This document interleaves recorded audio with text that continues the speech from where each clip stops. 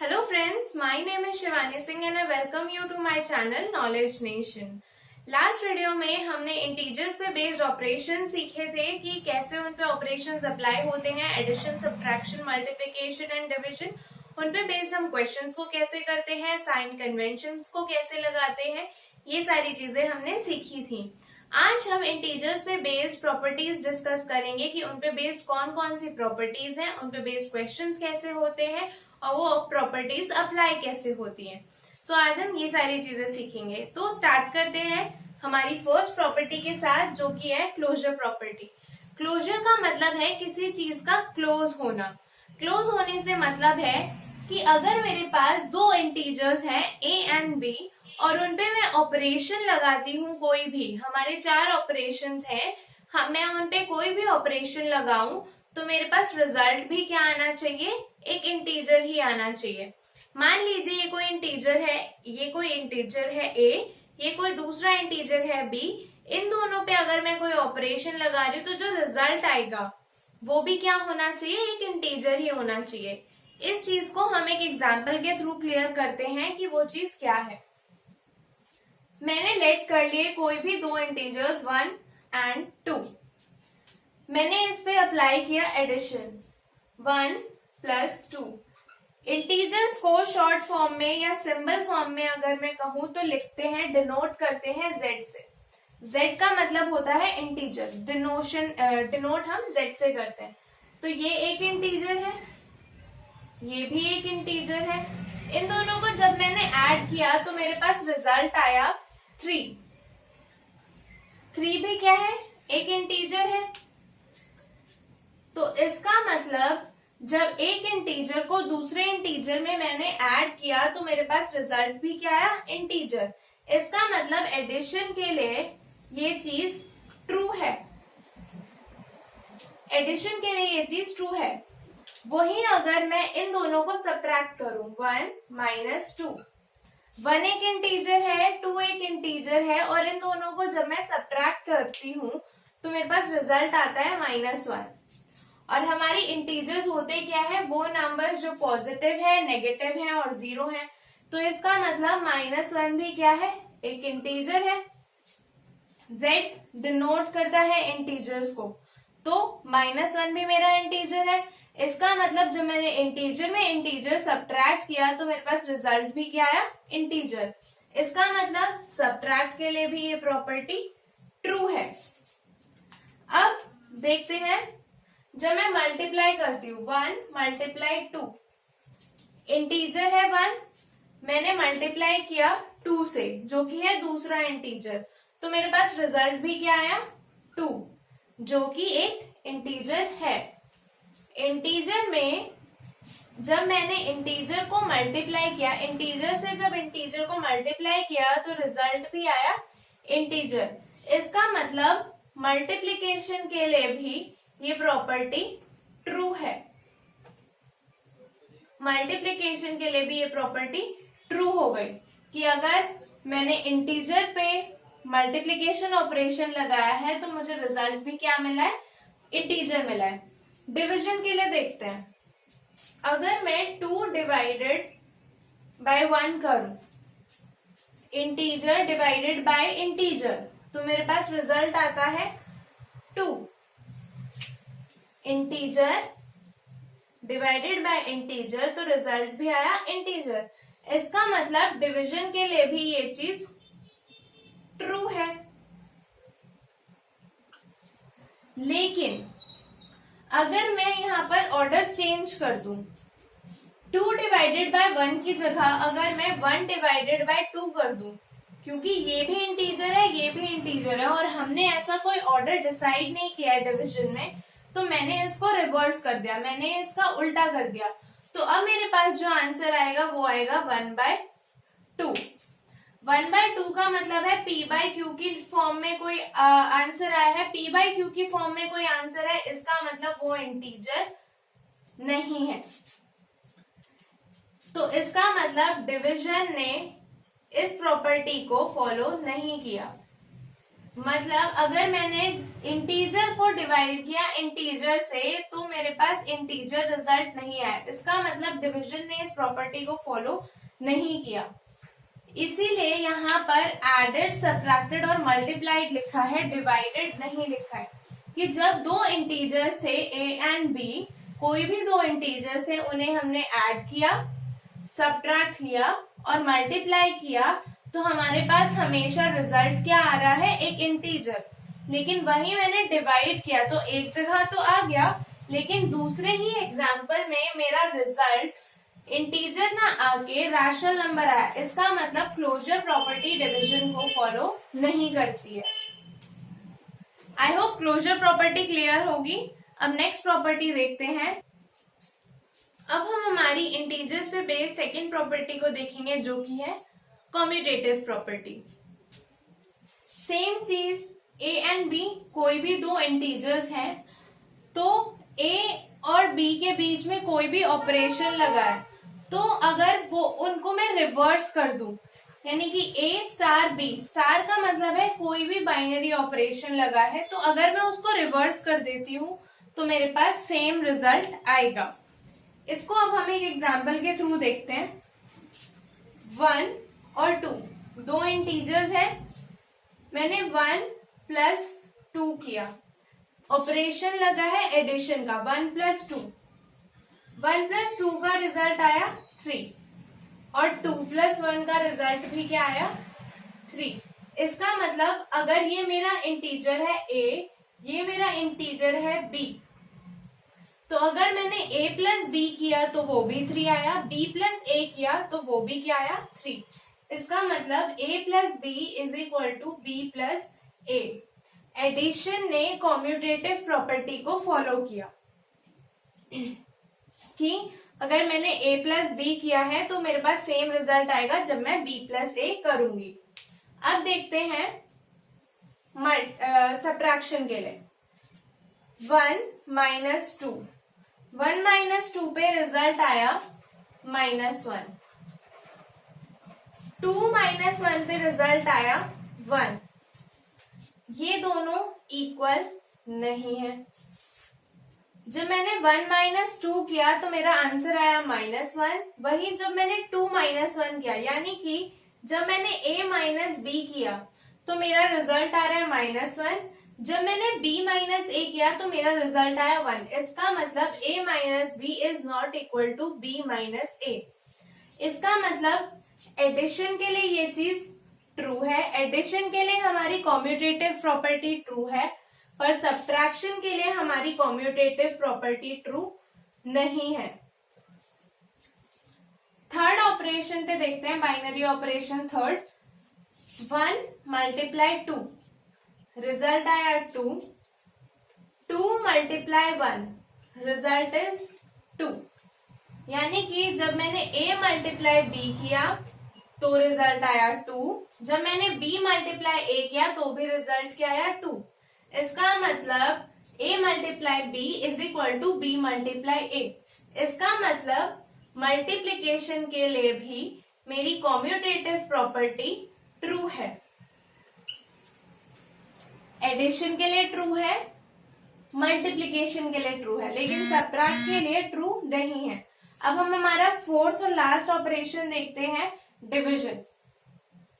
1 divided by 2, result आया 1/2। 2 divided by 1, result आया 2। a divided by b, result आया 1/2। b divided by a, result आया 2। दोनों ही equal नहीं है एक दूसरे के, तो इसका मतलब a divided by b is not equal to b divided by a। इसका मतलब डिवीजन के लिए भी कम्यूटेटिव प्रॉपर्टी फॉलो नहीं होती। हमारे सिर्फ दो ही ऑपरेशंस के लिए फॉलो होती है, एडिशन और मल्टीप्लिकेशन।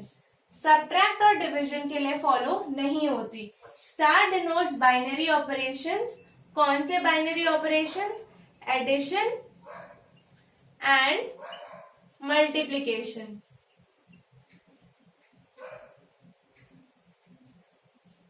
तो हमारी सिर्फ दो प्रॉपर्टीज के लिए दो ऑपरेशंस के लिए कॉम्यूटेटिव प्रॉपर्टी फॉलो होती है, वो है addition and multiplication. I hope आपको कॉम्यूटेटिव प्रॉपर्टी और हमारी जो फर्स्ट प्रॉपर्टी है क्लोजर प्रॉपर्टी वो क्लियर होगी। अब हम हमारी थर्ड प्रॉपर्टी की तरफ बढ़ते हैं, थर्ड प्रॉपर्टी को डिस्कस करते हैं। अब हम हमारी इंटीजर्स की थर्ड प्रॉपर्टी डिस्कस करेंगे जो कि है एसोसिएटिव प्रॉपर्टी। एसोसिएटिव से मतलब है अरेंजमेंट। अरेंजमेंट किसका? नंबर्स का, सो दैट हमारी जो कैलकुलेशन है वो इजी हो जाए।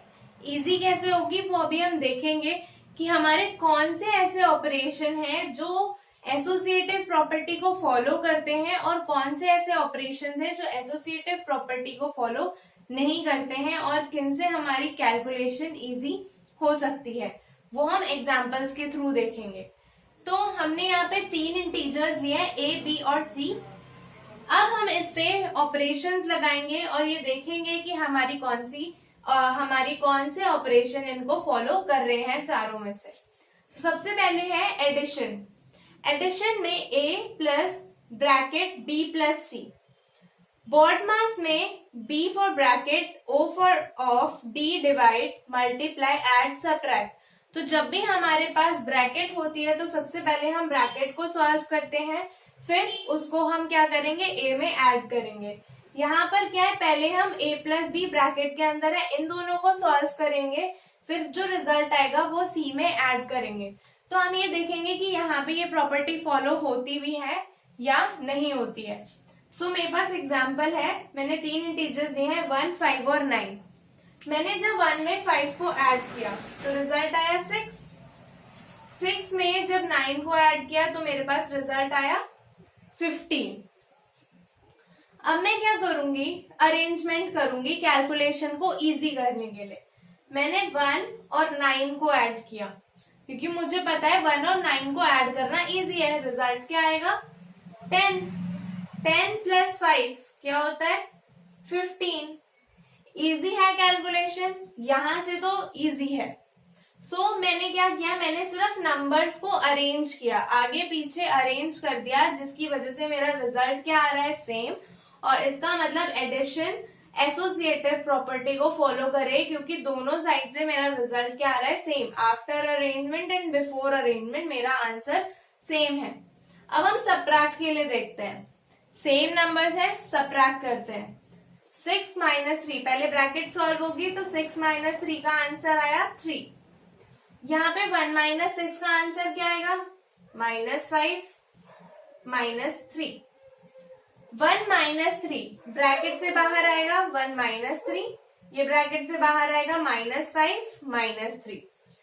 जब यहाँ पे माइनस हुआ, सबट्रैक्ट हुआ तो रिजल्ट आया -2। यहाँ पे रिजल्ट आया -8 जो कि इक्वल नहीं है। इसका मतलब सबट्रैक्ट एसोसिएटिव प्रॉपर्टी फॉलो नहीं करता जबकि एडिशन फॉलो करता है। नेक्स्ट देखते हैं मल्टीप्लीकेशन में कि मल्टीप्लीकेशन में क्या होता है। 4 मल्टीप्लाई 5, 4 और 5 को मल्टीप्लाई किया, रिजल्ट आया 20। 20 इंटू 25। यहाँ पे मैं डायरेक्ट मल्टीप्लाई ना करके मैं ऐसे मल्टीप्लाई करूंगी कि 4 और 25 को मैं पहले मल्टीप्लाई कर दूं क्योंकि मुझे पता है 4 इंटू 25 क्या होता है, 100। तो मैंने पहले इन दोनों को मल्टीप्लाई किया, बाद में 5 को मल्टीप्लाई किया, मैंने अरेंजमेंट कर दिया। 20 इंटू 25, रिजल्ट आया 500। 2 इंटू 25 50 और 0 का 0, 500। यहाँ पर कैलकुलेशन इजी करने के लिए मैंने 4 को 25 से डायरेक्ट मल्टीप्लाई कर दिया जिसका आंसर आया 100। 100 इंटू 5 क्या होता है, 500। तो मेरा ये वाला कैलकुलेशन आफ्टर अरेंजमेंट, मेरा कैलकुलेशन ज्यादा इजी हुआ बिफोर अरेंजमेंट से। सो मैं ये कह सकती हूँ कि मल्टीप्लीकेशन में भी 500 इज इक्वल टू 500 आया, इसका मतलब रिजल्ट सेम है। तो मल्टीप्लीकेशन भी इस चीज को फॉलो करता है, मल्टीप्लीकेशन भी एसोसिएटिव प्रॉपर्टी को फॉलो करता है क्योंकि बिफोर अरेंजमेंट और आफ्टर अरेंजमेंट मेरा रिजल्ट सेम आ रहा है। अब हम डिवीजन के लिए देखेंगे कि एसोसिएटिव प्रॉपर्टी डिवीजन के लिए फॉलो होती है या नहीं। तो 16 डिवाइडेड बाय 8, 16 को जब मैंने 8 से डिवाइड किया तो मेरे पास आंसर आया 2 डिवाइडेड बाय 2। यहाँ पर 16 जब मैंने 8 को डिवाइड किया 2 से तो मेरे पास रिजल्ट आया 4। 2 डिवाइडेड बाय 2 रिजल्ट आया 1। 16 डिवाइडेड बाय 4 रिजल्ट आया 4। 1 इज नॉट इक्वल टू 4। इसका मतलब डिविजन भी एसोसिएटिव प्रॉपर्टी को फॉलो नहीं करता है। जब अरेंजमेंट से पहले रिजल्ट कुछ और है और आफ्टर अरेंजमेंट रिजल्ट कुछ और है, तो इसका मतलब डिवीजन भी एसोसिएटिव प्रॉपर्टी फॉलो नहीं करता है। हमारे सिर्फ दो ऑपरेशंस हैं, एडिशन और मल्टीप्लिकेशन, जो एसोसिएटिव प्रॉपर्टी को फॉलो करते हैं, और सब्ट्रैक्ट और डिवीजन हमारे एसोसिएटिव प्रॉपर्टी को फॉलो नहीं करते हैं। आई होप आपको एसोसिएटिव प्रॉपर्टी क्या है, उस पे बेस्ड क्वेश्चंस कैसे करने हैं और अरेंजमेंट्स कौन से ऑपरेशंस हमारे अरेंजमेंट्स को फॉलो करते हैं, वो आपको अब कैलकुलेशन इजी करने में काफी हेल्प करेंगे। तो अब हम हमारी लास्ट प्रॉपर्टी जो कि है डिस्ट्रीब्यूटिव प्रॉपर्टी, वो देखते हैं।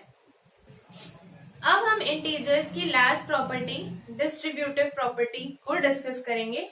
डिस्ट्रीब्यूटिव प्रॉपर्टी, डिस्ट्रीब्यूटिव नाम से ही पता चल रहा है कि ये कोई दो चीजों को क्या करेगा, डिस्ट्रीब्यूट कर देगा, मतलब दो चीजों को अलग अलग कर देगा, डिवाइड कर देगा। सो ये प्रॉपर्टी कैसे अप्लाई होती है हम वो चीज अब सीखेंगे। तो तीन इंटीजर्स हैं ए, बी एंड सी। इन तीनों पे कैसे अप्लाई हो रही है, A multiplied by B plus C, bracket के अंदर है, पहले इन दोनों को ऐड करेंगे, फिर जो रिजल्ट आएगा उसको ए से मल्टीप्लाई कर देंगे, या फिर पहले मैं ए को बी से मल्टीप्लाई करूं, पहले मैंने ए को बी से मल्टीप्लाई किया, फिर ऐड, क्योंकि यहाँ पे प्लस साइन है तो यहाँ पे भी क्या आया, प्लस साइन, फिर मैंने ए को सी से मल्टीप्लाई किया, ए मल्टीप्लाइड बाय सी।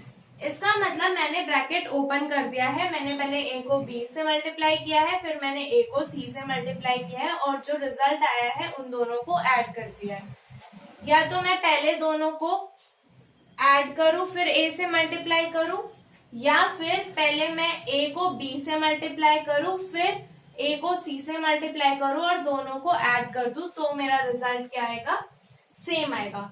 इसको एग्जाम्पल के थ्रू देखते हैं। 6 मल्टीप्लाइड बाय 3 प्लस 2, या फिर 6 multiplied by 3 plus 6 multiplied by 2।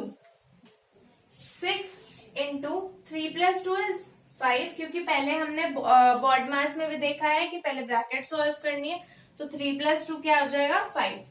और यहाँ पर 6 into 3 is 18 plus 6 into 2 is 12। 6 into 5 30, 12 plus 18 is also 30। इसका मतलब जब ये वाला जो पोर्शन है a into B plus C is equal to a into B plus a into C, यहां से ये चीज ट्रू हो गई। अब सब्ट्रैक्शन के केस में देखते हैं। 6 मल्टीप्लाइड बाय 3 माइनस 2, 3 माइनस 2 किया तो मेरे पास रिजल्ट आया 1। यहाँ पर 6 इंटू 3 18 माइनस 6 इंटू 2 12, 6 इंटू 1 क्या होता है 6, और 18 माइनस 12 इज ऑल्सो 6।